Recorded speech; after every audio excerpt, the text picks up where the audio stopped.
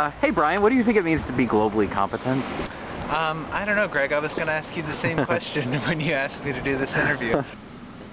I think this is the new buzzword because I have heard this word being tossed around in so many conversations. I figure I'll just break the words down. Global, it's worldwide, and competent, it means you are able to handle the very basic tasks required by something. I think it just means having an awareness of other cultures besides our own, because the world today, probably more than anything, just needs us to understand other people and other ways of life, because I think the only way we're going to have any kind of peace in the world or have hope to solve the problems that we face is understanding of each other. Somebody who can perform effectively and internationally with many cultures and many approaches and perspectives, and also across linguistic barriers, and also somebody who actually is thinking in terms of world as a whole, not just your own community or your own country. Well, do you think of yourself as a globally competent citizen? No, I feel like I'm very rooted in my nation, being the United States of America, my neighborhood, Ravenswood, my city, Chicago. And while there are touchstones from different parts of the globe in my own little experience, I don't really look far beyond the few blocks that I live and work in. Where I work, there's a huge cross-section of people. So there's a basic amount of communication that has to happen. That's not easy, but it happens still. There's always miscommunications as a result of language barriers and maybe some ingrained cultural barriers. But we're competent, like we get the job done in spite of those barriers, and we learn things from those barriers and obstacles. Are there traits that a globally competent person needs to have? Language definitely helps in being aware of cultures Mm-hmm. when you travel or when you go to school in a different country.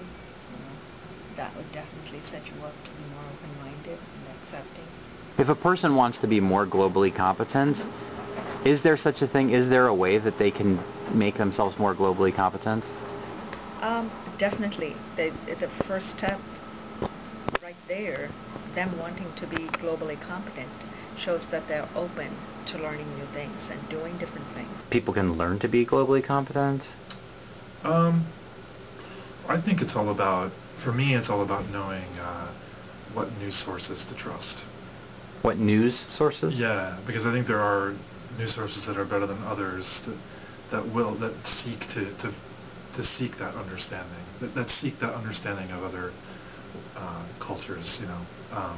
For example, I'm a big fan of the New Yorker because almost every week there are stories in the magazine that are seeking to go deeper than you find in a lot of other news sources, media, I guess. Mm-hmm. I think everyone has capacity for learning, and I think that's not just to have head knowledge, but to actually learn through experience. So I don't think anyone is a lost cause to becoming more globally competent. It's just a matter of being open and willing to try different things, to interact with different people, to maybe see your world as a little bigger than you did before. Food, is as unique as every culture. So if you go to restaurants, you will definitely meet people, and you can strike up a conversation and then get so much information.